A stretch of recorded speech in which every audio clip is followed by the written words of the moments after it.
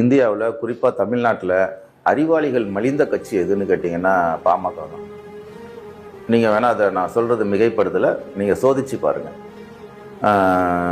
ஒரு பட்ஜெட் வருதுன்னா பட்ஜெட்டுக்கு முன்னாடி அவங்க ஒரு பட்ஜெட் போட்டுருவாங்க, அவங்க பட்ஜெட் வெளியில் வந்துடும். எந்த ஒரு அறிக்கையும் அட்வான்ஸாக இருக்கும். அது இனம், மொழி, பண்பாடு, கலை, அரசியல், எந்த தளமாக இருந்தாலும் அவங்களோட அறிக்கை முந்திக்கிட்டு வெளியில் வரும். அவ்வளவு நேர்த்தியாக இருக்கும் அந்த அறிக்கைகள்லாம். அதில் இருக்கிறவங்களும் அது மாதிரி நபர்கள்.